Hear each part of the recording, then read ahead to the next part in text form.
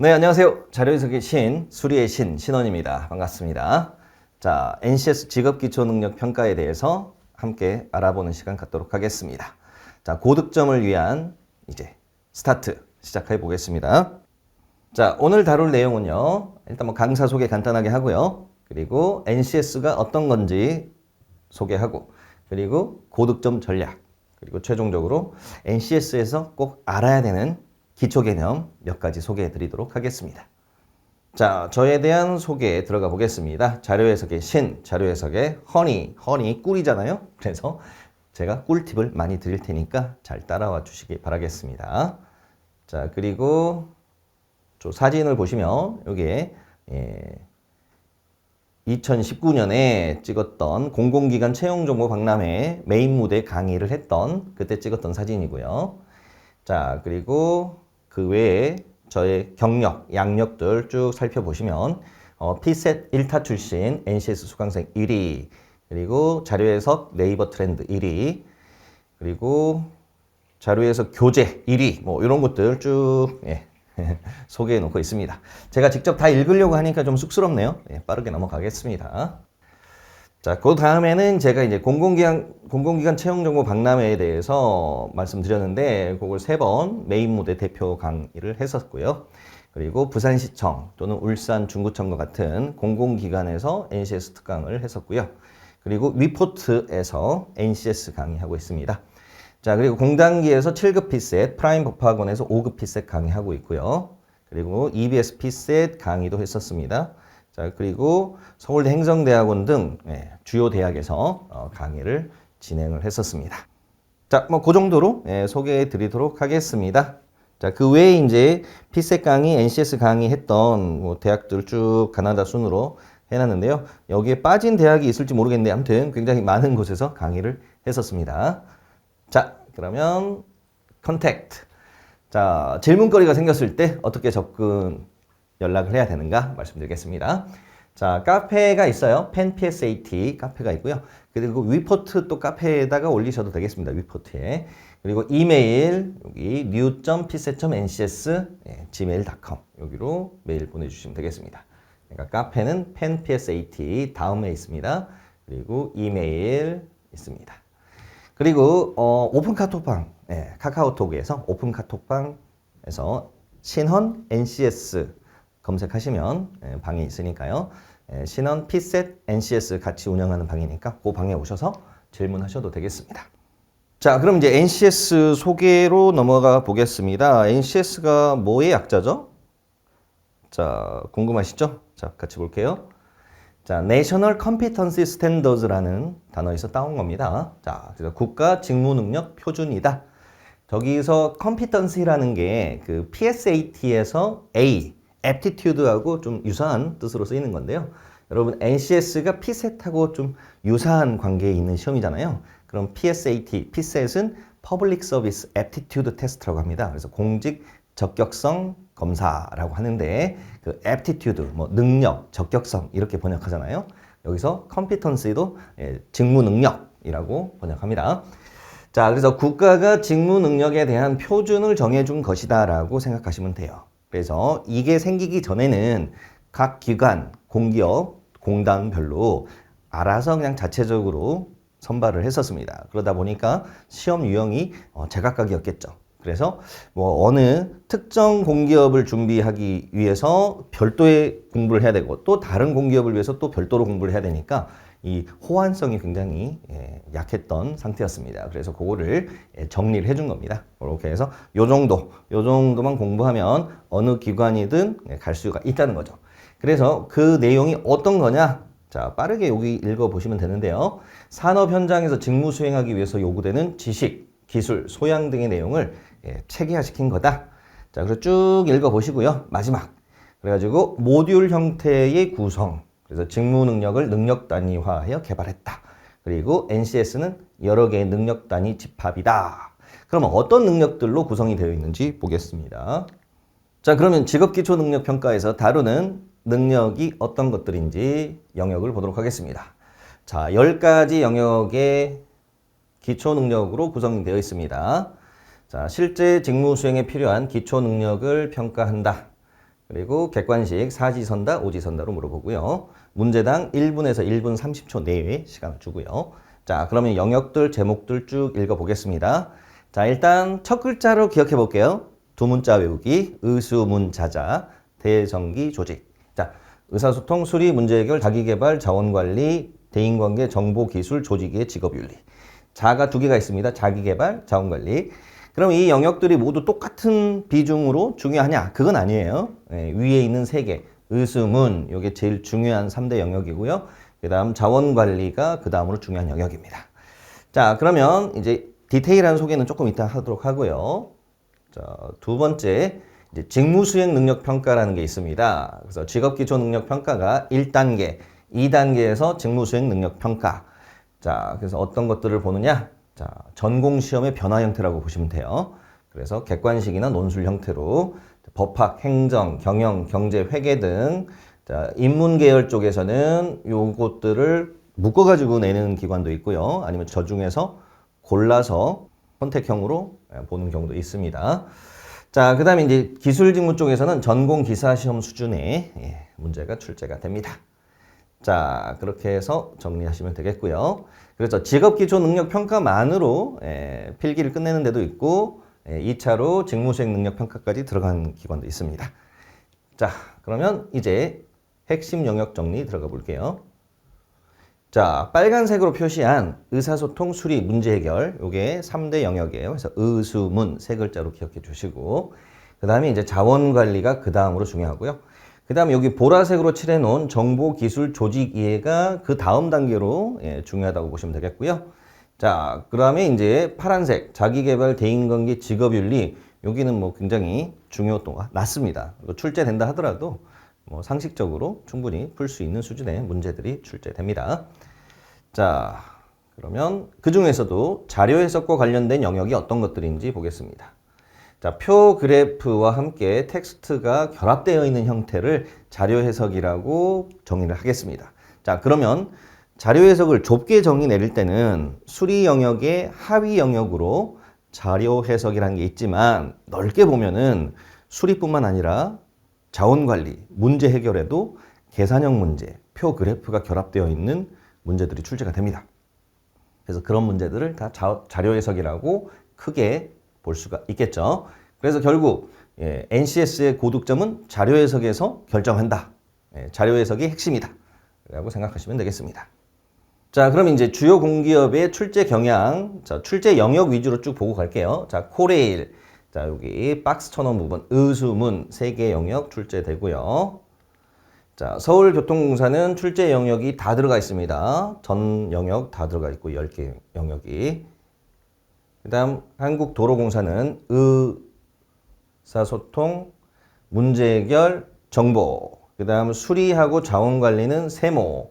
그거는 이제 직군별로 들어가느냐 안 들어가나 확인해 보시면 되겠습니다. 자, 그래서 행정직 같은 경우에는 수리가 안 들어가고요. 자원관리가 들어가고요. 기술직에서는 수리가 들어갑니다. 자, 그런 차이가 있구나. 자, 그 다음으로 가보겠습니다. 자, 한국수자원공사, 의수문, 그 다음 자원관리까지 4개 영역이 들어가겠습니다. 자, 한국토지주택공사, 의수문 3대 영역 들어가죠. 그러니까 대부분 의수문 3대 영역에다가 플러스 알파 구조라고 보시면 되겠습니다. 자, 그러면 이제 NCS 대비 전략으로 들어가 보겠습니다.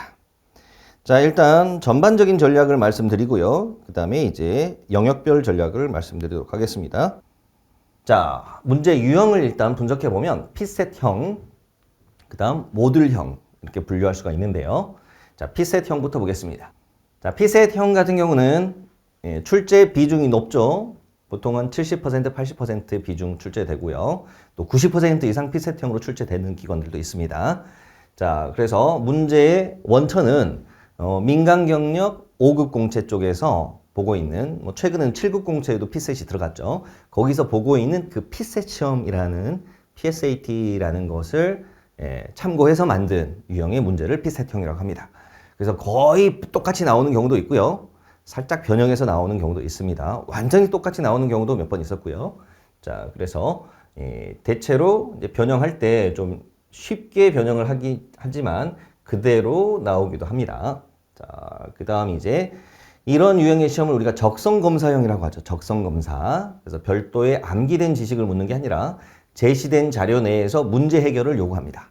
그래서 주어진 자료 내에서 정보를 캐치를 해서 그것들을 뭐 읽거나 계산하거나 추론하거나 해서 답을 찾아내는 과정을 말합니다.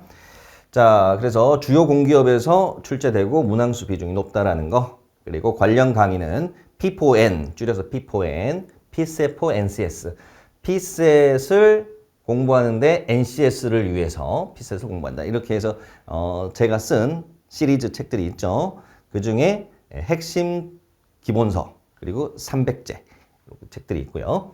그래서 수리 자료 해석 관련해서 그 교재와 강의를 활용하시면 이 부분에서는 완벽하게 대비가 되겠습니다. 자, 그 다음 이제 모듈형으로 들어가 보겠습니다. 자, 모듈형은 산업인력공단의 홈페이지 가보시면 거기서 직업기초 영역의 10가지 영역별 학습 모듈이라는 거를 제시를 하고 있습니다. 그래서 그걸 기반으로 출제되는 유형을 말합니다. 그래서 이런 유형의 시험을 우리가 이제 성취도 검사형이라고 하죠. 성취도 검사. 그래서 별도의 암기된 지식을 요구하기도 해요. 예를 들어서 뭐 경영학이나 조직이론, 뭐 행정학 이런 데서 다루는 기본적인 내용들을 출제하기도 합니다. 자, 또는 상식을 활용하여 풀어야 되는 경우가 있습니다. 그래서 이런 경우, 여기 학습 모듈에서 제시되지 않은 내용을 출제를 하는 경우를 우리가 따로 응용 모듈이라고 부릅니다. 그래서 응용 모듈은 기초적인 모듈에서 벗어난 좀 더 다른 수준의 내용, 그러니까 별도의 좀 학습이 필요한 영역들을 말하는 겁니다. 자, 그래서 난이도 조절을 위해서 출제가 되고 있습니다. 자, 그럼 이제 모듈형은 여기 홈페이지 ncsgo.kr 가서 자료를 받으시면 되겠고요. 또는 위포트 기본서의 내용이 수록되어 있습니다. 그리고 주요 공기업이 아닌 전력그룹사, 그리고 주요 공기업인 경우에는 20-30% 선에서 출제가 되고 있습니다. 자, 그리고 응용 모듈의 경우는 여러분이 채용 공고를 보시고 거기에서 그 직무기술서라는 거가 있거든요. 그래서 거기에서 직무 분야를 어떤 것들을 요구하는지 보시고 그 부분에 대해서는 이제 별도로 좀 준비를 하실 필요가 있겠습니다. 자, 그러면 다음으로 가볼게요. 이제 준비 방법으로 가보겠습니다. 자, 본인의 취약 영역이 무엇인가를 먼저 확인합니다. 그래서 그 10개의 영역 중에서 내가 지원하고자 하는 기관에서 출제하는 영역들이 어떤 것들인지 먼저 확인을 해야 되겠죠. 자, 그래서 의, 문, 자까지 4개 영역을 본다. 예를 들어서 의사소통, 수리, 문제해결, 자원관리 이렇게 4개를 본다고 가정해보면 그 중에서 내가 취약한 게 뭔가를 생각해 보는 거예요. 그래서 그 부분을 좀 집중적으로 준비를 해야 되겠죠. 그래서 NCS 교재나 강의, 스터디 등을 활용해가지고 본인의 취약 영역에 대해서 집중적인 준비를 하셔야 됩니다. 자, 그렇게 해서 이제 시험장까지 갔다면 그때는 잘 풀 수 있는 문제들에 집중해야 되겠죠. 즉, 선택과 집중. 내가 잘하는 걸 먼저 풀고 못하는 거는 미루고 이런 전략으로 가셔야 되겠습니다. 그러려면 이제 문제에 대한 판단 능력이 필요하겠죠. 이게 내가 봤을 때 어려운 문제인지 쉬운 문제인지 그걸 바로바로 판단할 수 있어야 되니까 그래서 기출 문제, 보건 문제들 그리고 교재에 있는 문제들을 좀 다양하게 풀어보셔야 됩니다. 그렇게 해서 본인이 갖고 있는 강점과 약점을 스스로 잘 분석하셔야 됩니다. 자, 그 다음에 이제 풀이 시간을 줄일 수 있는 방법을 배우고 연습해야 된다. 그래서 계산 속도를 향상시키는 팁, 계산 없이 푸는 팁 등을 제가 수업 시간에 알려드릴 거니까요. 그걸 따라오시면 되겠습니다. 자, 그래서 이 NCS 강의를 따라오시면서 혹시 나는 수리 쪽, 계산 쪽이 취약하다. 그러면 제가 아까 말씀드린 P4N 수리 자료에서 핵심 기본서 강의를 같이 병행해서 보시면 좋을 것 같습니다. 그리고 이제 제가 아주 기본적인 수리에 대한 내용은 본 강의에 포함시켜서 좀 서비스로 제공해 달라고 위포트 측에 요청을 했으니까 거기 같이 들어가 있을 겁니다. 그래서 생기초 강의를 같이 들으시고 먼저 들으시는 게 좋겠죠. 먼저 들으시고 수리 영역 수업 따라오시는 게 좋겠습니다. 자, 그러면 이제 NCS 직업기초능력 역량다지기, 기초역량다지기부터 보겠습니다. 자, 크게 4가지 역량으로 능력으로 제가 분류를 해봤는데요. 자, 독해 능력, 속독 능력, 자료 해석 능력, 계산 능력. 주로 수리, 자료 해석 관련 문제 풀 때 전략입니다. 그래서 영역으로 보면 일단 수리는 무조건 들어가는 거고요. 그리고 자원 관리, 문제 해결 영역에 공통적으로 적용할 수 있는 전략입니다. 자, 일단 독해 능력이 필요합니다. 이거는 뭐 계산 문제를 풀 때도 어쨌든 뭘 물어보는지 빠르게 파악해야 되기 때문에 이 기본적인 독해 능력이라는 거는 영역을 불문하고 반드시 필요한 능력이죠. 그래서 전반적인 흐름을 파악하고 필요한 부분만 상세하게 읽어야 된다. 그 다음 이제 속독 능력은요, 키워드 위주로 읽기. 그래서 연도나 수치, 주어, 수로, 비교급 이런 부분에 집중합니다. 그래서 그 아래 예문을 보시면 2010년 이후 국내 거주 외국인 중 중국 국적자 수는 지속적으로 증가한다 할 때, 자, 여기서 일단 주어 수로는요, 중국 수는 지속적 증가예요. 중국 지속적 증가. 그런데 또 저기서 놓치면 안 되는 게 연도죠. 그래서 2010년 이후 이 부분도 체크해 줍니다. 그래서 2010년을 기준으로 이후니까 포함해서 뒤에요. 이후라는 것은 포함하여 뒤. 이상, 이하하고 같은 논리예요. 이상은 포함하여 위, 이하는 포함하여 아래. 그럼 이후는 포함하여 뒤. 그러니까 2010년도도 읽고 가셔야 됩니다. 2011년부터 보시는 분이 있는데 그러시면 안 돼요. 2010년도 보셔야 된다는 거 꼭 기억하시고. 자, 그런데 만약에 전년 대비라는 말이 어딘가에 들어갔다. 뭐 2010년 이후 국내 거주 외국인 중 중국 국적자의 수는 여기에 예를 들어 전년 대비 이런 말이 들어갔다면 이때는 또 상황이 달라집니다. 이게 있냐 없냐 굉장히 중요한데 있으면 이제 2010년을 기준으로 전년 대비니까 2009년 데이터하고 비교하는 것도 들어가야 됩니다. 그래서 여기는 이제 2009년부터 데이터를 읽어야 되겠죠. 2009년, 2010년 사이에 증가인지 확인하는 것부터 들어가야 되니까요. 그래서 전년 대비 있느냐 없느냐 꼭 체크하시고 전년 대비가 있으면 기준점의 전년 데이터하고도 비교하셔야 된다. 자, 그렇게 정리해 주시면 되겠습니다. 자, 그 다음에 이제 자료 해석 능력으로 가보시면 이제 자료 구조에 대한 이해가 필요합니다. 그래서 기본적인 학습이 들어가 줘야 돼요. 그래서 자료를 딱 보는 순간 이 자료에서 출제할 수 있는 포인트가 뭔지를 바로바로 찾아내야 되거든요. 예를 들어서 점 그래프, 땡땡땡 이렇게 점 찍혀 있는 다른 말로 뭐 삼포도라고 하죠. 그런 그래프가 나왔어. 그러면 이건 X축, Y축 간의 관계에 대해서 물어볼 포인트가 많아요. 즉 X가 큰 쪽, Y가 큰 쪽. 예를 들어서 수출, 수입이 각각 X축, Y축이라고 볼게요. 예를 들어서 뭐 수출, 연도별 수출액, 수입액 이런 자료가 있다. 그럼 이걸 X, 이걸 Y라고 놔볼게요. 그리고 뭐 이렇게 연도별로 데이터가 있다고 가정해 볼게요. 자, 그러면 이제 점 그래프 같은 경우는 제일 많이 물어보는 출제 포인트가 이제 X, Y를 비교하는 거예요. 그래서 수출이 큰 쪽, 수입이 큰 쪽 이런 거 물어보겠죠. 자, 그래서 수출이 큰 쪽이 몇 번이고 수입이 큰 쪽이 몇 번이냐라는 거. 그럼 수출이 큰 거를 다른 말로 뭐라고 하죠? 흑자이죠. 흑자. 그래서 무역 흑자인 해가 몇 번이냐. 그 다음 수입이 큰 쪽은 적자라고 하죠. 그래서 적자인 해가 몇 번이냐. 그래서 이런 경우에 이제 요 선을 그려놓고 가는 거예요. Y는 X를 그려놓고 자, 그 위쪽은 수입이 큰 거니까 요건 적자.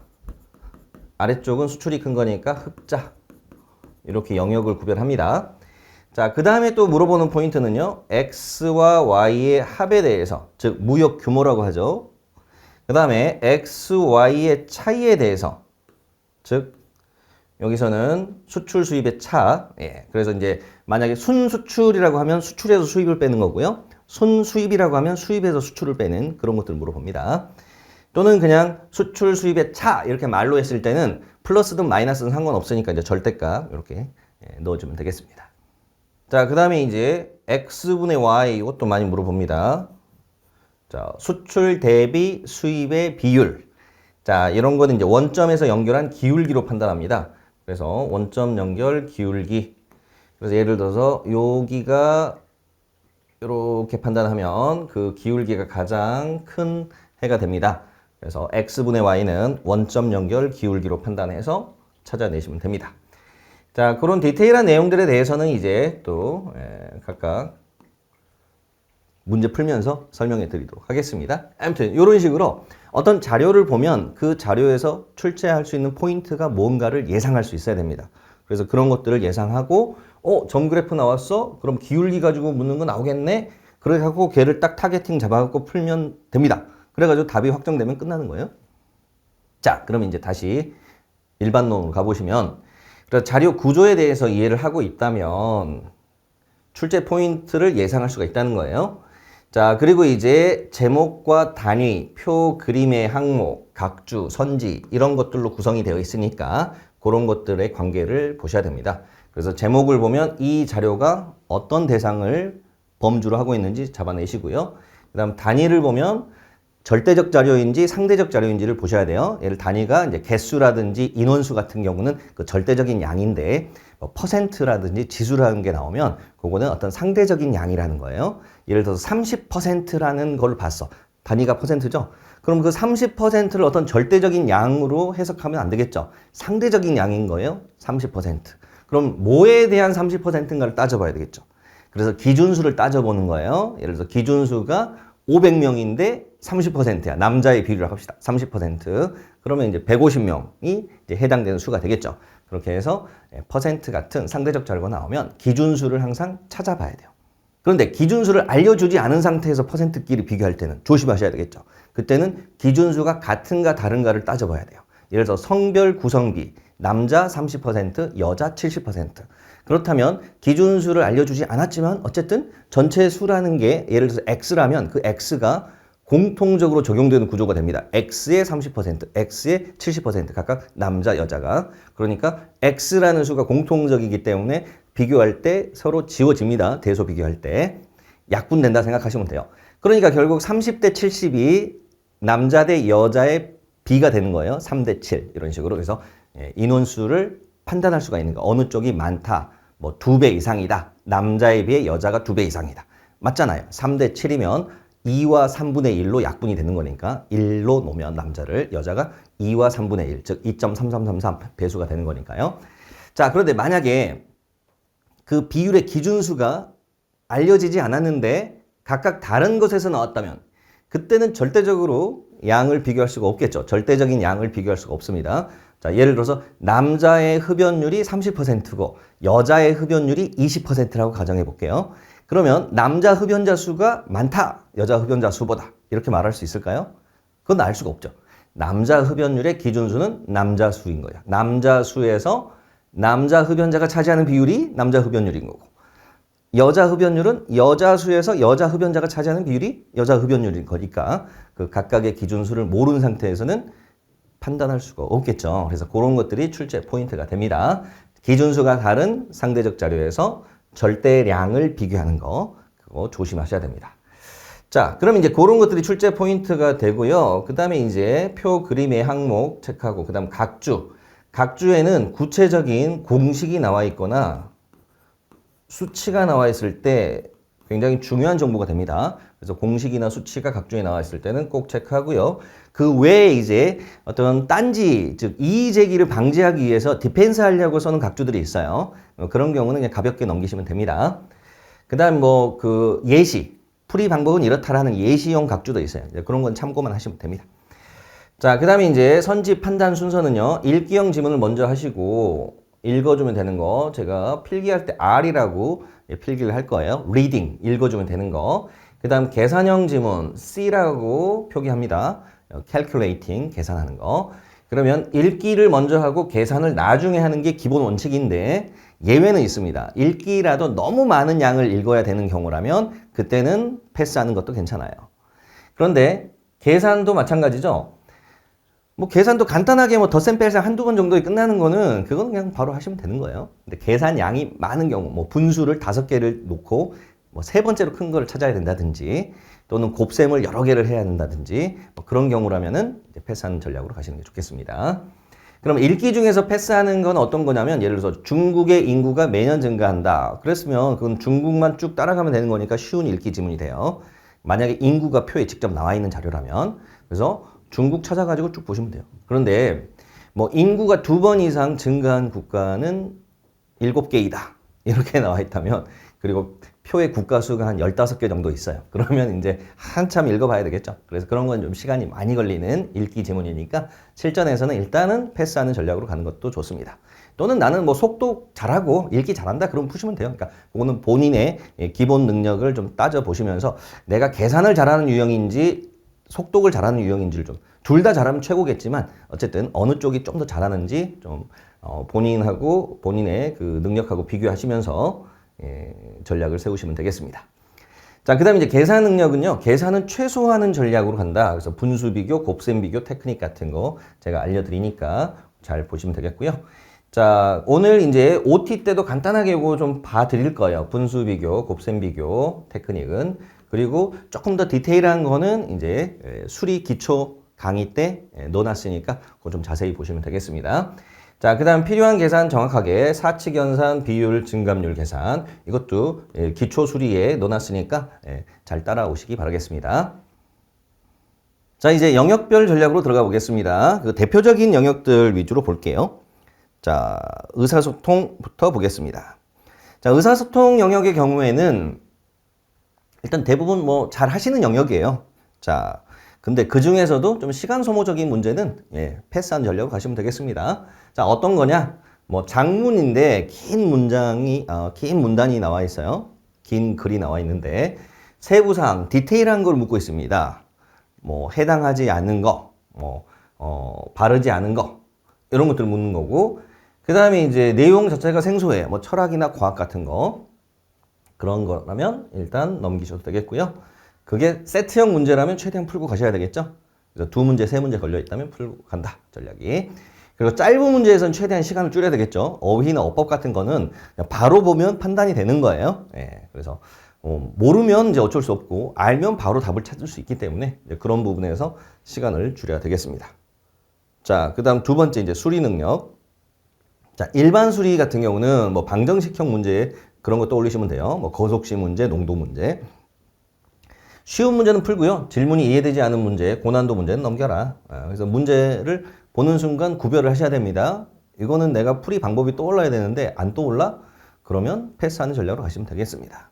자, 예를 들어서 뭐 소금물에 대한 소재가 나왔는데 소금물 2개를 섞어가지고 농도가 어떻게 되느냐 이런 건 쉽거든요. 무게중심 논리로. 예를 들어서 10% 농도의 소금물하고 20%의 농도의 소금물을 섞는데 각각 똑같은 양으로 섞었어. 그럼 가운데서 만날 거 아니에요? 그러면 10%, 20% 가운데 15% 만나게 됩니다. 자, 그런데 10% 농도와 20% 농도를 섞는데 똑같은 양이 아니라 여기가 100g인데 여기가 300g인 소금물이었다. 즉 소금물의 양을 무게라고 생각하시면 돼요. 소금물의 양을. 소금물의 양이 자, 농도 공식의 분모에 들어가는 내용이잖아요. 농도는 소금물에서 소금이 차지하는 소재가 소금일 때. 자, 그랬을 때 이제 이렇게 계산되는 거고 퍼센트 계산할 때 이제 곱하기 100을 하는 겁니다. 그럼 이제 퍼센트가 되고. 자, 그래서 분모에 들어가는 값을 항상 가중치로 잡아주셔야 돼요. 그래서 분모에 들어가는 소금물 이걸 가중치로 잡아줍니다. 그래서 가중치로 잡아주고 즉 무게로 놓아주고 무게 중심 찾는 거예요. 자, 그러면 1대 3의 무게니까요. 거리는 반대로 3대 1로 가야 됩니다. 그러면 여기 17.5%가 되겠죠. 물론 정석적으로 풀어도 돼요. 자, 분모에는 소금물의 총량 400이고요. 분자에는 소금의 총량 100의 10% 10하고요. 그 다음 300의 20% 60하고 합산됩니다. 그래서 400분의 70 그러면 계산하면 결국 17.5%가 되겠습니다. 자, 그런 식으로 이제 풀어도 되는데 빨리 푸는 방법은 무게 중심으로 푸는 거. 그러니까 이런 식으로 이제 전략을 제가 문제별로 소개해 드릴 텐데 자, 다시 한번 이제 본론으로 가볼게요. 이렇게 해서 그냥 소금물 2개 섞는 문제였다면 쉽다 이거예요. 자, 그런데 거기서 끝나지 않고 소금물 2개를 섞은 다음에 소금을 또 추가한 다음에 물을 일부를 뺀 다음에 또 다른 소금물을 또 넣은 다음에 뭐 이런 식으로 계속 시나리오가 복잡하게 들어간 문제라면 이거는 풀 수는 있지만 시간을 너무 많이 소모하게 되겠죠. 또 어떤 문제 같은 경우는 아예 풀이 방법도 떠오르지 않은 경우가 있어요. 뭐 확률이나 경우의 수에서 문제 나왔을 때 뭐 그런 경우에는 일단 패스하시는 전략으로 가세요. 자, 그 다음에 이제 자료 해석 문제 같은 경우는 자료 해석은 이제 표의 양이 많고, 즉 자료의 양이 방대하고 계산이 너무 많은 건 넘기세요. 계산 너무 많은 건 넘기시고. 자, 그런데 뭐 표 간단하고 선지에 읽기형 위주로 쓱쓱쓱쓱 읽어주면 되는 것들이 많이 깔려 있다. 그러면 쉬운 문제니까 무조건 푸셔야 되겠습니다. 자, 한편 특수형 문제 중에 표 차트 변환형 같은 문제들, 시간 소모적인 문제들이 몇 개 있습니다. 뭐 보고서형 문제라든지 표 차트 변환형 문제라든지 그런 것들은 좀 시간이 많이 걸리는 거니까 넘기셔도 되겠습니다. 근데 예외적으로 풀어야 되는 경우도 있겠죠. 뭐 표가 기본적으로 짧은 표가 있는데 선지에 이 표를 이용하여 그래프를 만든 것 중에 옳은 거나 옳지 않은 걸 고르는데 그 선지에 있는 그래프들이 좀 쉬운 경우들, 그냥 표에 있는 거 그대로 옮겨놓는 그런 그래프라면 그건 쉬운 문제니까 푸셔야 되겠습니다. 자, 그러면 이 정도로 수리 능력 전략은 마무리하고요. 자, 그 다음 이제 문제 해결하고 자원 관리는 유사합니다. 그러니까 여러분이 소재로 보면 문제 해결 능력이 조금 더 넓은 영역이고 자원 관리가 그 중에서도 자원과 관련된 거라고 보시면 돼요. 그래서 의수문 3개 영역만 출제되는 기관인 경우에 자원 관리를 문제 해결에 포함시켜서 출제하는 경우도 꽤 많습니다. 그래서 요거는 영역 구별이 좀 쉽진 않아요. 다만 자원 관리가 조금 더 구체적인 자원과 관련된 소재가 나온다 정도로 보시면 되겠습니다. 자, 그럼 이제 문제 해결 능력은 말 그대로 문제를 해결하는 거잖아요. 그래서 어떤 문제 상황을 주고 그걸 해결할 수 있는 방법을 묻는 이게 이제 가장 전형적인 패턴이에요. 그래서 그거를 이제 실무형, 문제 처리형이라고 합니다. 그래서 예를 들어서 뭐 복사기를 소재로 써가지고 복사기의 매뉴얼을 일부 보여줍니다. 그 다음에 고장이 이렇게 났어. 그럼 어떻게 대처할 것인가? 뭐 이런 게 이제 문제가 나오고요. 또는 이제 뭐 출장 관련된 규정들을 쭉 보여주고 그렇게 해서 뭐 누구하고 누구를 출장을 보냈을 때 비용이 얼마가 나오는가 그런 것들을 또 묻기도 합니다. 자, 그래서 이런 경우에 지문이 길고 잘 모르는 내용이고 계산도 많다. 그러면 시간이 많이 걸리겠죠. 그래서 그럴 때는 패스하시는 전략을 가시고요. 그냥 읽어서 쓱 해갖고 풀리는 간단한 문제다. 그러면 이제 바로 푸시면 되겠습니다. 자, 한편 이 추리 문제. 자, 명제라든지 참거짓 같은 추리 문제가 나왔을 때는 요거는 제시된 내용을 딱 보는 순간 아, 쉽게 풀리겠다. 아, 시간 많이 걸리겠다. 이걸 판단하셔야 돼요. 그래서 역시 뭐 여러 명이 등장하고 뭐 자리 배치 같은 경우에 거기에서 조건들이 굉장히 복잡하다. 그러면은 그때는 패스하는 전략으로 가시면 되겠습니다. 그래서 고난도는 넘겨라. 자, 그러면 이제 문제 해결 능력의 첫 번째 줄을 한번 볼까요? 통합형 문제가 많이 출제된다. 그래서 독해, 수리, 상황 판단 이런 것들이 다 동시에 한 문제에 들어가 있거나 또는 세트형 문제에 들어가 있는 경우들이 출제가 되고 있습니다. 자, 그래서 너무 어려운 건 패스하는 전략으로 가는데 그래도 세트형으로 나왔다. 2문제 이상 나왔다. 그럼 가급적 푸는 전략으로 가셔야 되겠죠. 그리고 세트형 문제에서 다 풀 수는 없다 하더라도 그 중에서 쉬운 거라도 풀자라는 전략으로 가시면 되겠습니다. 자, 한편 자원관리 능력은요. 똑같은 전략으로 가시면 됩니다. 소재가 자원이라는 소재로 국한된다. 그 자원이라는 거는 이제 다시 디테일하게 보면 인적 자원, 물적 자원, 예산, 시간 이런 것들인데 그것도 딱 이렇게 쪼개기가 애매해요. 결합해서 나옵니다. 사람, 인적 자원은 사람이잖아요. 사람을 자 예산, 어떤 출장을 보내. 그래서 경비를 예상을 해라. 짜봐라. 뭐 이런 식으로 나오기 때문에 그 다음에 이제 시간, 예를 들어서 뭐 비행기 시간표 이런 것들 주고 가장 짧은 시간에 가장 적은 예산으로 갔다 오는 방법을 찾아라. 이런 식으로 나올 수 있기 때문에 결합해서 출제되는 경우가 많습니다. 자, 그러면 이제 자원관리 능력까지 봤고요. 이제 넘어가겠습니다. 자, 정보 능력, 기술 능력. 이것도 난이도가 굉장히 양극화되어 있습니다. 그래서 아주 쉬운 거는 쉬워요. 상품 코드, 부여 원칙 주고 거기에 부합하는 거 골라라. 뭐 시키는 대로 하면 됩니다. 이런 거는. 그 다음에 이제 매뉴얼 주고 기술 능력에서도 예를 들어 아까 복사기 고장 나는 상황 그게 문제 해결 능력이 나올 수도 있지만 뭐 기술 능력이 나올 수도 있고 뭐 정보 능력이 나올 수도 있고요. 자, 그래서 그런 매뉴얼 주는 문제라면 어렵지 않습니다. 그대로 대처 방법 찾으시면 됩니다. 자, 그런데 이제 컴퓨터 활용 능력 문제 같은 좀 더 전문적인 지식을 요구하는 경우 그 중에서도 뭐 자격증에 시험에 나오는 수준의 문제가 나왔다면 그때는 이제 못 풀겠죠. 뭐 패스할 수밖에 없겠죠, 그때는. 그러나 좀 기본적인 활용 방법에 대한 질문이다. 그러면 그 정도는 미리 준비할 수가 있잖아요. 그래서 그런 부분은 미리 알고 준비해 놓으시는 게 좋겠습니다. 자, 그러면 이제 NCS 기초 개념 쪽으로 가볼게요. 자, 이제 NCS 기초 개념 몇 가지 소개해 드리겠습니다. 자, 곱셈과 분수와 관련된 테크닉인데요. 굉장히 많은 테크닉들이 있지만 그 중에서 대표적인 거 몇 개 보여드리고요. 그 다음에 이제 디테일한 세부적인 내용은 이 강의에 같이 들어와 있는 수리 기초 개념 강의를 활용하시면 되겠습니다.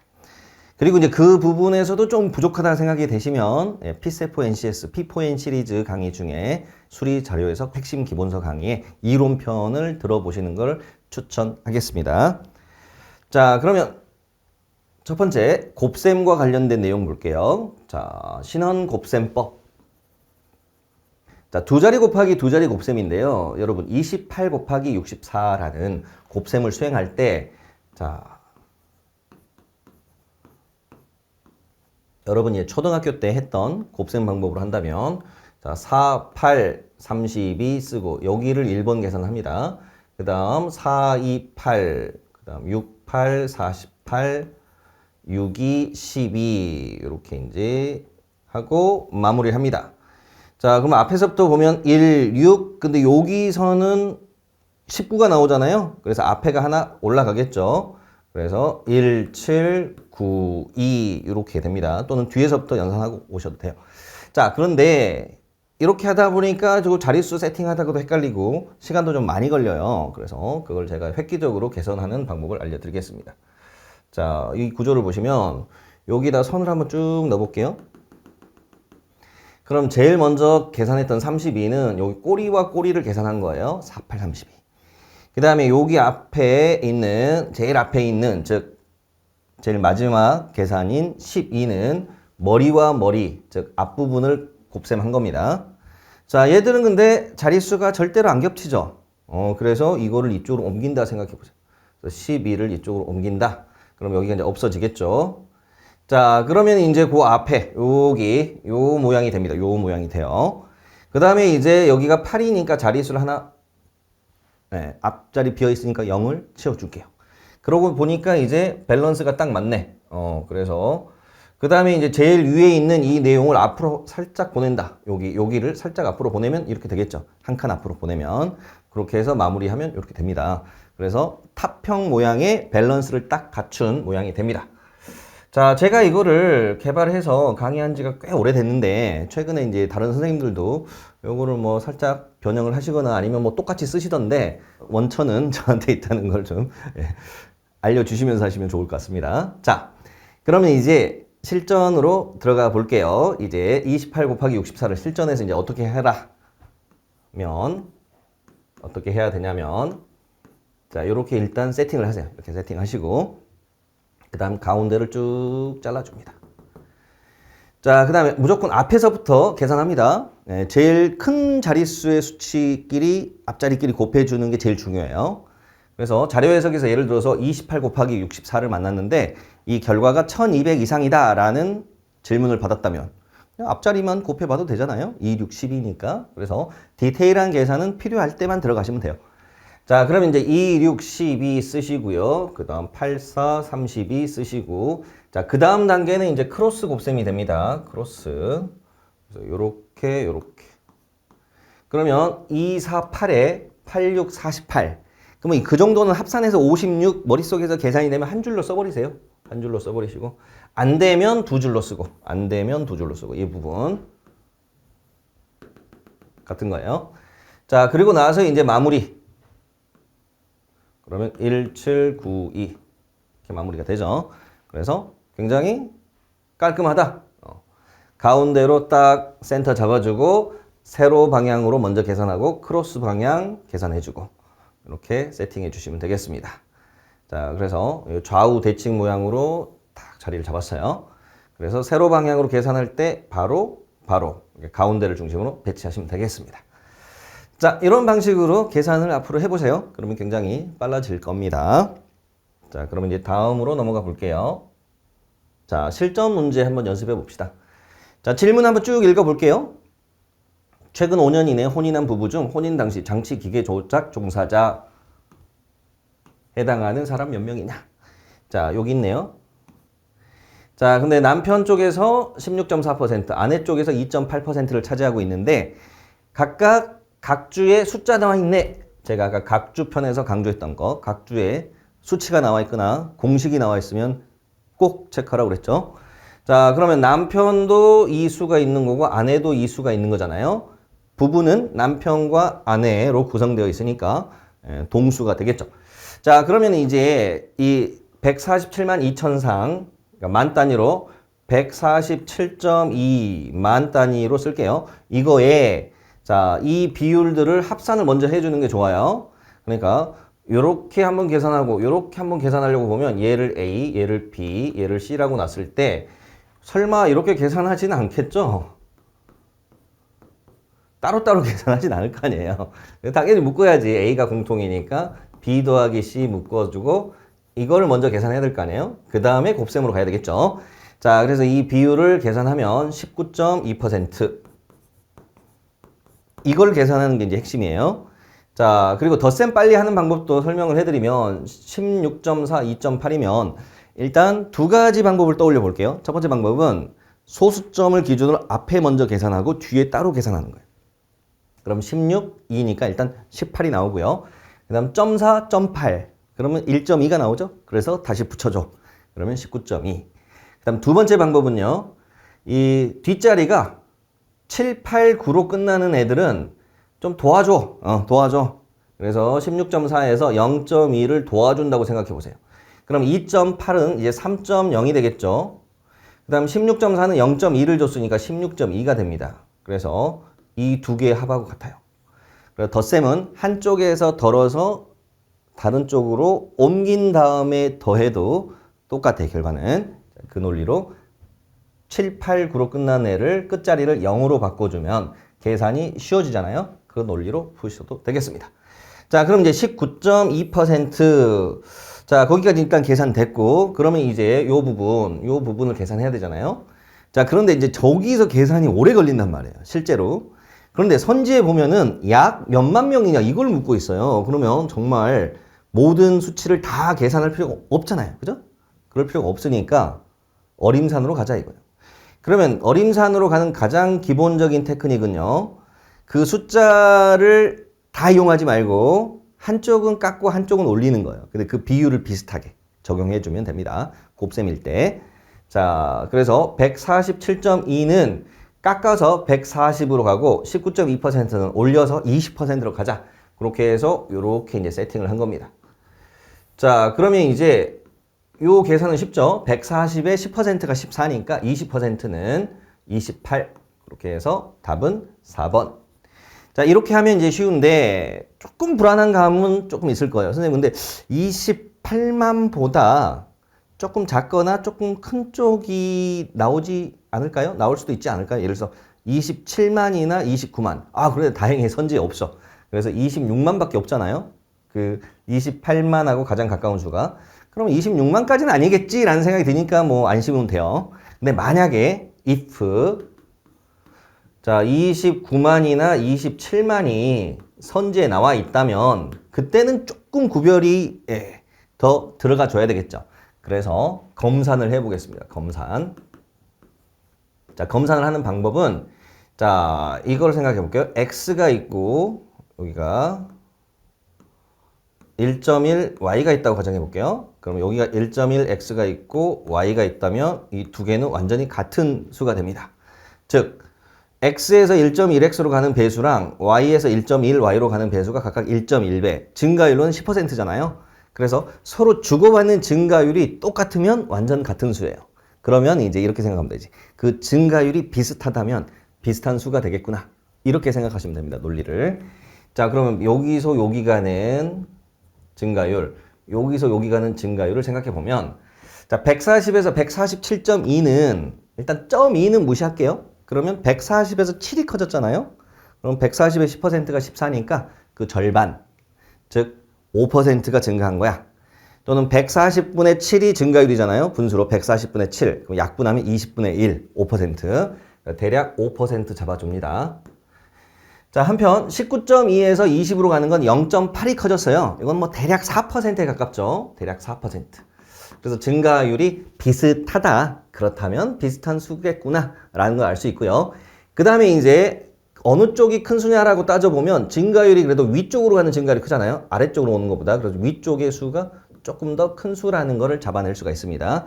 그러면 이 계산 결과는 28보다 살짝 큰 수가 되겠죠. 근데 그것까지 이제 생각하려면 이제 방법을 하나 또 알려드릴게요. 자, 증가율을 주고받는 걸 하지 마시고요. 한쪽으로 몰아가지고 증감을 비교해 볼게요. 여기서 여기 가는 감소율을 생각해 볼게요. 자, 20에서 19.2면 0.8. 딱 정확히 4%가 줄었습니다. 자, 그러면 이때 요거하고 더해버리세요. 플러스 5%에 마이너스 4% 더해지니까 플러스 1%가 되겠죠? 따라서 대략 얘는 28.28이 됩니다. 28의 1%가 0.28이니까 더해주면 됩니다. 자, 그래서 요거는 제가 또 만들어낸 공식인데요. 나중에 이제 또 배우겠지만 여기서 간단하게 정리해보면, 자, 곱셈 관계인데 증가율이, 자, 하나 예를 들어 볼게요. 자, x가 있고 y가 있었는데 1.1x가 있고 1.2y가 있다면, 자, 여기서 증가율을 각각 따로 보시면 이렇게 가는 게 10%가 증가했고요. 이렇게 가는 게 20%가 증가했어요. 그러면 이제 곱셈 결과의 증가율은 어떻게 되냐면요. 자, x 곱하기 y, 위에가 1.1x 곱하기 1.2y니까 여기는 1.32xy가 됩니다. 그럼 여기서 여기 가는 증가율은 32%죠. 이렇게 계산이 돼요. 그럼 각각 A, B, C라고 나올게요. 자, 여기를 A, 여기를 B, 여기를 C라고 놓으면 A는 B 더하기 C 플러스 100분의 BC. 자, 곱셈 관계의 통합 변화율 공식이라고 해서 제가 만들어 놓은 거예요. 그래서 10하고 20을 일단 더합니다. 그러면 여기서 30이 생기겠죠? 자, 그 다음에 10하고 20을 곱한 거를 100으로 나눈 거니까 이제 2가 생기죠. 그래서 32%가 최종적으로 나옵니다. A로. 이해되셨어요? 그러니까 배수끼리 곱하면 1.1 곱하기 1.2니까 1.32가 나와. 그래서 32% 증가율이야 라고 처리해도 되지만 증가율을 바로 이 공식에 때려 넣는 거예요. 자, 각각 더한 다음에 그거 곱한 거 100으로 나눈 거 더해줘. 이렇게 해서 마무리할 수가 있습니다. 자, 그러면 이제 이 공식을 그대로 여기다 적용해 볼게요. 그럼 요거랑 일단 더해요. 그러면 플러스 1이 나오죠. 자, 근데 이 부분, 여기 100분의 BC 부분은, 자, 얘들을 처리하면 어떻게 되죠? 5, 4, 20에 100으로 나오면 0.2인데 마이너스야. 그러니까 정확히는 여기가 플러스 0.8%가 정확한 건데, 그거나 플러스 1%나 비슷하다는 거예요. 그래서 어떤 경우에 이 부분을, 이 100분의 BC 부분을 생략할 수 있을까를 생각해 보면, B와 C가 절대값상으로 5% 이내의 작은 값이면, 그냥 그거 두 개 곱한 거 100으로 나누는 게, 이래서 5%면 어때요? 5, 25에 100으로 나누면 0.25잖아요. 굉장히 미미합니다.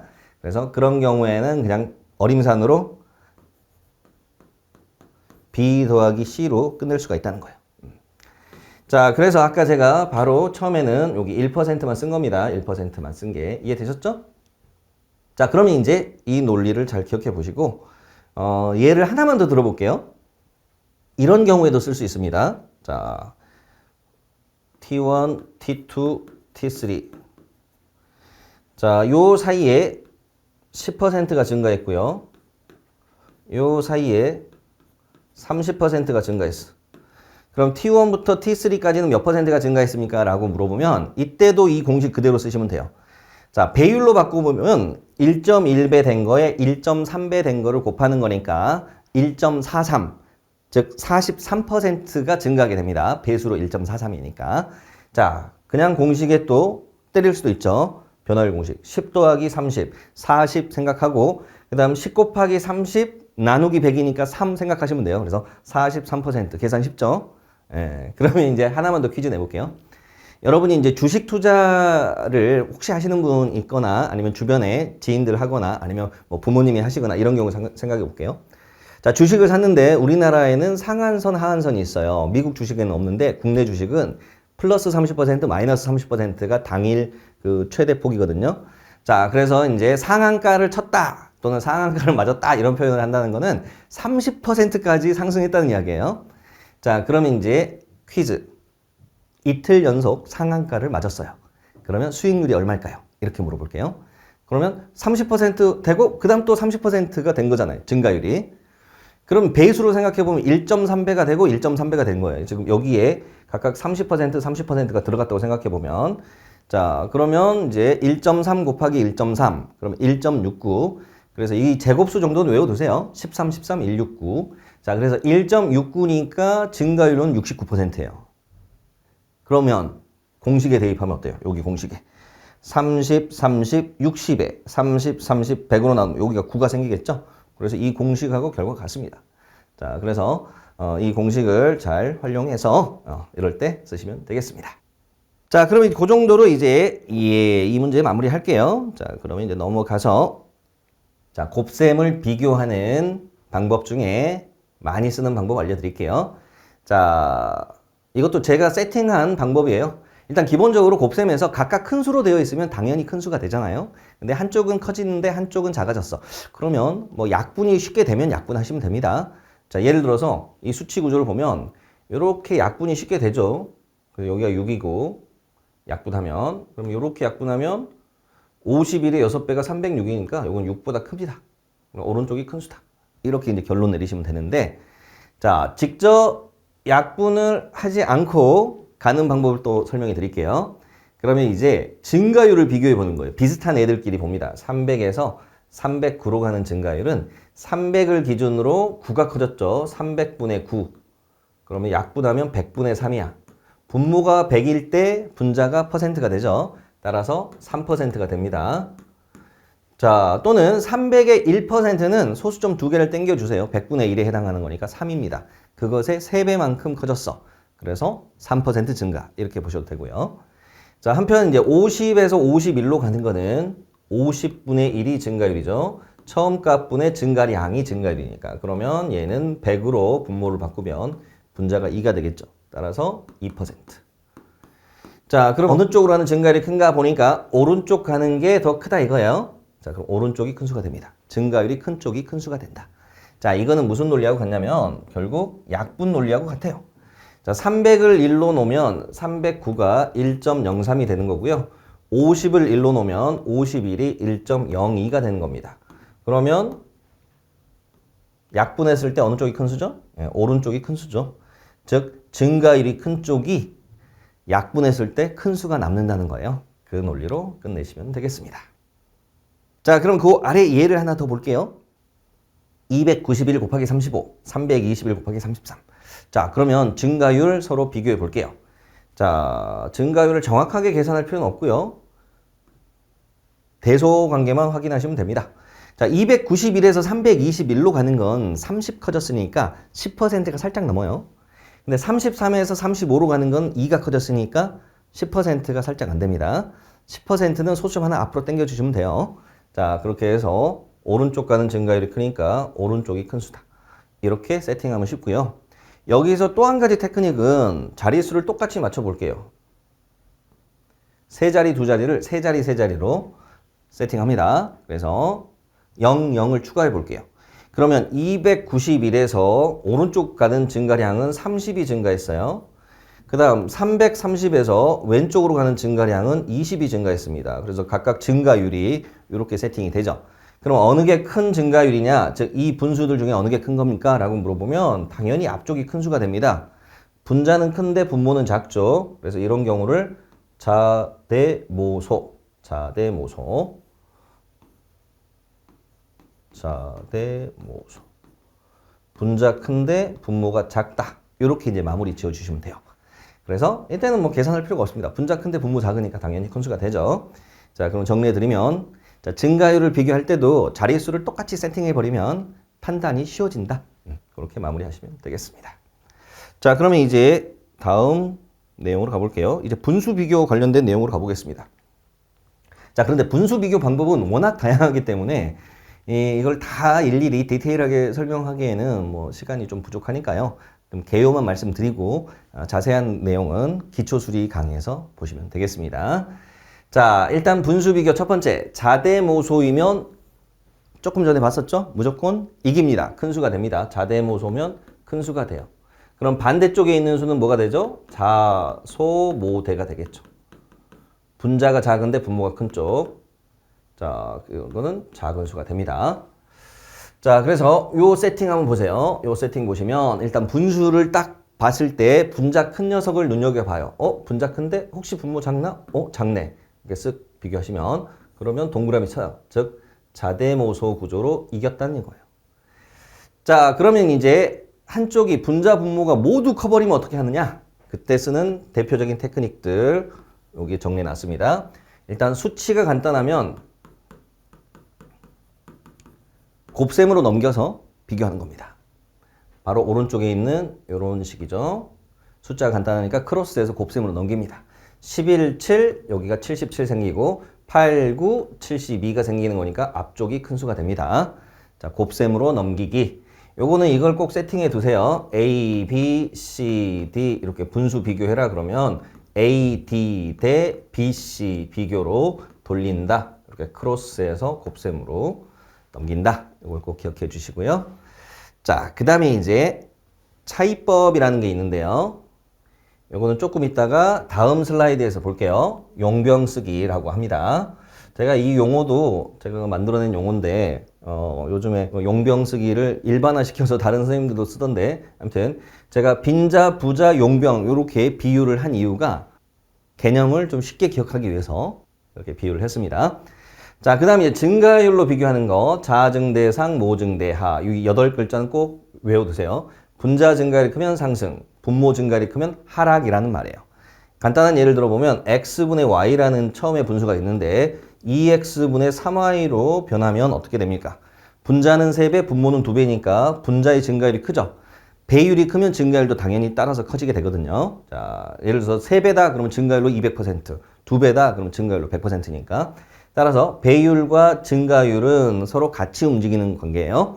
자, 그러면 이제 증가율은 분자 쪽이 크니까 결국 자증대상 오른쪽이 큰 수 이렇게 마무리가 되겠죠. 한편 x분의 y였는데 그 다음에 3x분의 2y가 되면 이때는 분모의 증가율이 크잖아요. 그래서 모증대하 작아진다는 이야기예요. 분수가. 그렇게 기억하시면 되겠습니다. 자, 그 다음에 이제 여사건은요. 분자 분모가 굉장히 가까울 때 굉장히 높은 퍼센트가 나올 거 아니에요. 비율이. 그럴 때 여사건 쪽, 반대쪽 비율을 이용해서 푸는 겁니다. 자, 그러면 이제 오른쪽으로 한번 가볼게요. 자, 120분의 115, 170분의 160 이거를 보시면 직접 증가율을 비교해도 되긴 되죠. 115에서 160이면 45가 커졌어요. 그 다음 120에 170이면 50이 커졌습니다.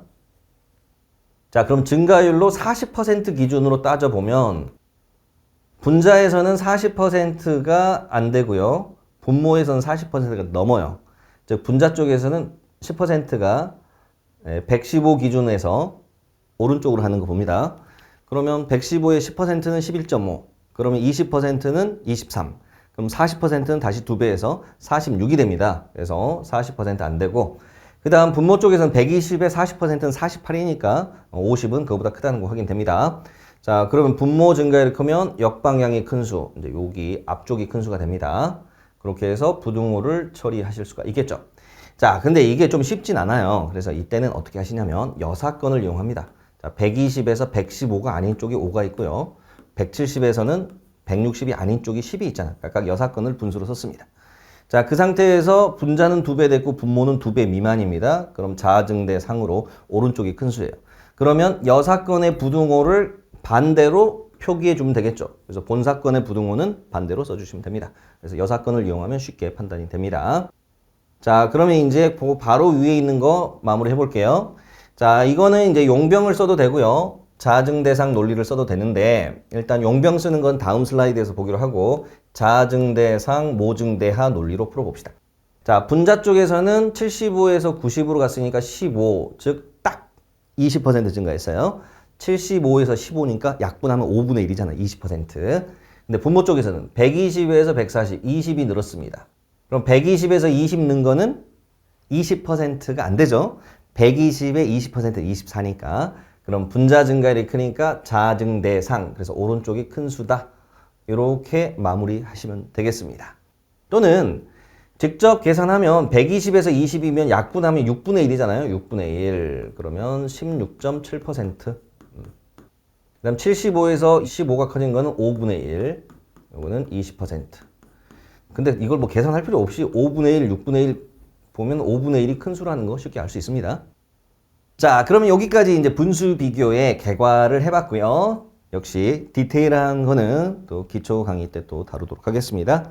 자, 그러면 마지막으로 용병법 설명해 드리고 가겠습니다. 자, 용병은 부자를 대신해서 싸우는 사람이다. 자, 무슨 개념이냐면 숫자를 봤더니 분수가 한쪽의 수는 분자 분모가 모두 작은 쪽이고 한쪽의 수는 분자 분모가 모두 큰 쪽일 때 그 작은 쪽을 없어 보여. 불쌍해. 그래서 빈자라고 하고요. 숫자 구성이 큰 애를 부자라고 한 겁니다. 자, 그래서 큰 수로 구성된 분수를 부자, 작은 수로 구성된 분수를 빈자라고 두자 이거예요. 그러면 여기서는 이제 어느 게 빈자고 어느 게 부자입니까? 그럼 오른쪽의 수가 부자가 되고요. 왼쪽의 수가 빈자가 됩니다. 수치 구성을 봤을 때. 근데 이 상태에서 바로 알 수 있나요? 어느 게 큰 분수인지? 그건 모르잖아요. 그래서 이제 용병을 써보자 이거 용병. 그러면 용병은 뭐냐? 분자 증가수와 분모 증가수로 구성된 분수. 그러면 분자에서 4 늘었고 분모에서 10이 늘었으니까요. 10분의 4가 용병이 됩니다. 자, 그러면 이제 용병은 말 그대로 돈을 받고 고용된 사람이란 말이에요. 그러니까 돈은 누가 있어요? 부자가 있어요. 그래서 부자가 용병을 고용했으니까 여기는 같은 편이 되는 거고, 따라서 빈자하고 용병이 이제 비교를 해야 됩니다. 한 판 붙어야 돼. 자, 그러면 이제 여기 빈자와 용병을 비교했을 때 57분의 19, 10분의 4, 10분의 4가 크다는 느낌이 바로 드나요? 10분의 4는 약분하면 5분의 2잖아. 5분의 2 또는 50분의 20. 근데 여기는 5분의 2보다 이건 작은 수잖아요. 또는 여기를 50분의 20이라고 놓으면 50분의 20하고 얘를 비교해보면 여기가 자대 모소. 분자 큰데 분모 작아요. 자, 그 다음 또 한 가지 방법은 57분의 19가 0.4 미만이라는 걸 보셔도 돼요. 여기가 10분의 4가 0.4니까. 그 다음 또 한 가지 방법은 여러 가지 방법 다 소개해 드릴게요. 자, 크로스해서 곱셈으로 넘겨보세요. 이렇게 넘기고, 이렇게 넘기고. 자, 57에 4를 곱하면 숫자 간단한 크로스해서 곱셈으로 갑니다. 그럼 228. 그냥 200 넘었다까지만 보셔도 돼요. 그 다음에 10하고 19 곱해지면 190. 그래서 오른쪽으로 가는 곱셈 결과가 크게 나오죠. 그렇게 해서 부등호 넣어주시면 되겠습니다. 자, 그러면 이 상태에서 이제 결론은 나왔습니다. 아, 용병이 이겼어. 그러면 용병은 이제 임무가 끝났으니까 집에 가. 고생했어. 빠이빠이 하고 부등호만 남습니다. 용병은 사라진다. 약간 그 메가더 장군 느낌인데 노병은 죽지 않고 사라질 뿐이다. 뭐 그런 명언 하셨잖아요. 자, 그래서 이제 그 결과만 남게 됩니다. 이해되셨죠?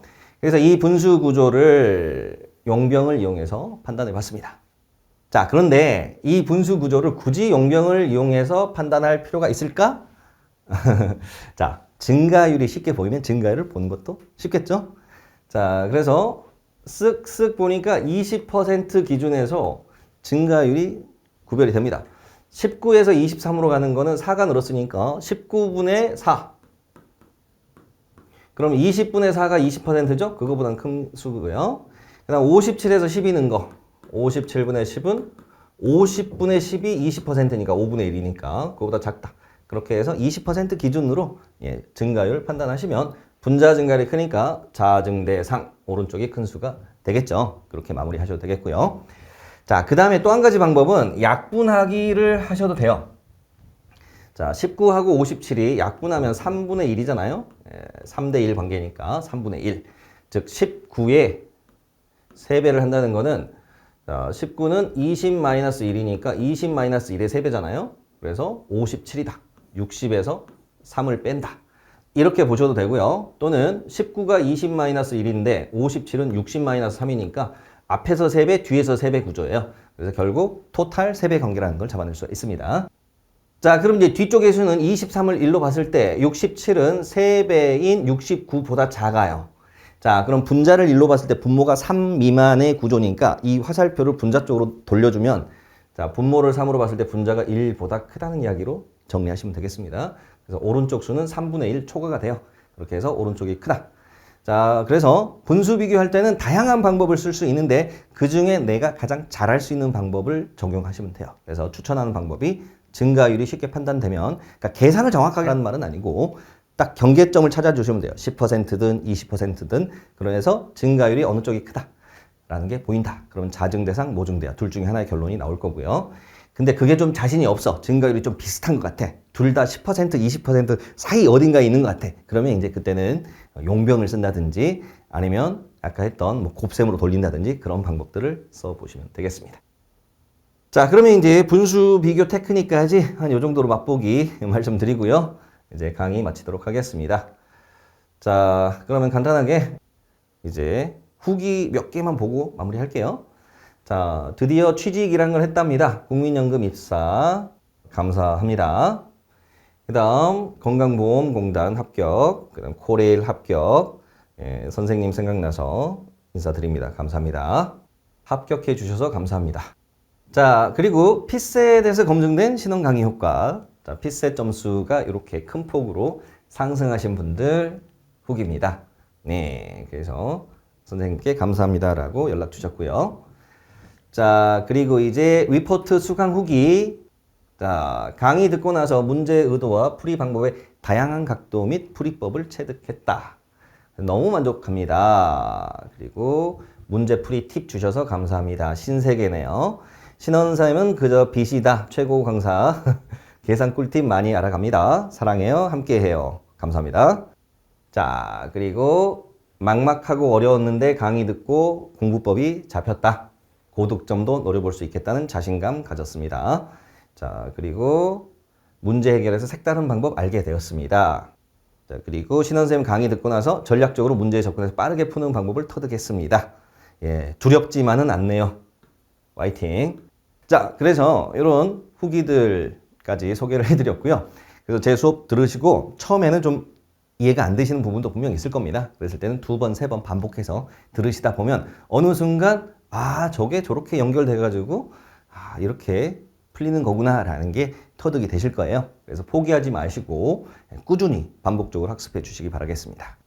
자, 그럼 여기까지 오늘 OT는 마무리하도록 할게요. 수고하셨고요. 이제 본격적인 강의 때 만나 뵙겠습니다. 자, 땡큐 감사합니다. 수고하셨습니다.